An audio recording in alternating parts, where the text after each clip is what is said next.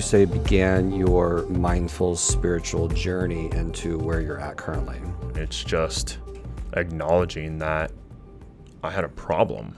Did you acknowledge that just to yourself or with someone, or how did that go about? Yeah, I mean, a lot of it was when I went back to church. Okay. I started going back into the church. I got baptized again August 20th of 2017. Hearing different principles and aspects of how to live an abundant life, really started opening my eyes. Yeah.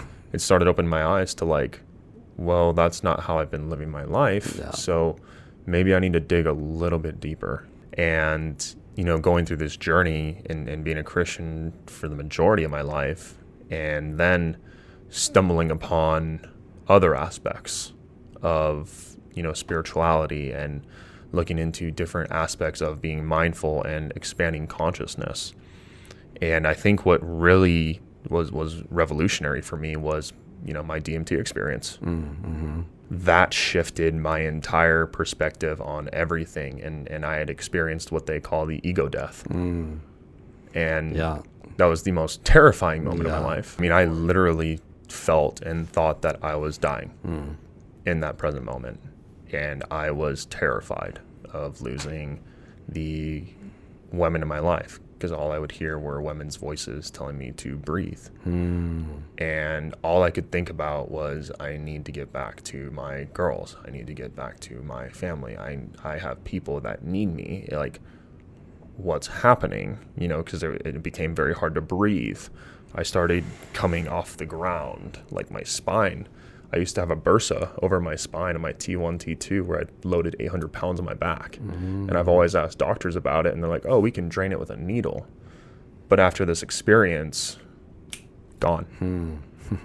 I had a mental, physical, emotional, and spiritual reset all in one. Yeah. And it made me view the world so much differently. And then I started thinking, like, I experienced what I would think is death for the first time. And I'm worried about all this other small stuff in my life.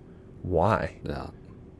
How can I really navigate through this process, and how can I create what I want versus what I think I need? Sure. Whether it's personal growth or doing any kind of a medicine ceremony, I was doing Tony Robbins' Date with Destiny last December. And it was at the end of the week when we were kind of doing the integration process, and I was there with my little quad of 4 people, and at the end, I finished the process, and I was just standing there kind of soaking it in. My arms were up, just kind of in a celebration. And suddenly I just felt like shame lift out. And I wasn't even I was working on shame, but I didn't even realize how it was held in my body. But it was literally held in my whole thoracic. And I've never been able to move my thoracic. I've never been able to my shoulders. I've always felt like this. And literally, I just felt like a ghost was just lifting out of me, just standing there. It was so real. And then afterwards, I felt 4 or 5 inches taller. My whole body moved. I could not even stand. Even weeks later, I'd be standing in the shower, with water coming down your eyes, and you open your eyes all of a sudden, and I would always have this experience of that I was taller in my shower, even looking at things compared to how I'd been before that experience. So it's just interesting how something like that is housed in your body, and then through whether it's personal growth or a medicine ceremony, that can get released, or NLP, where you can have a greater experience of just being a human being and starting to live some of your purpose. Yeah.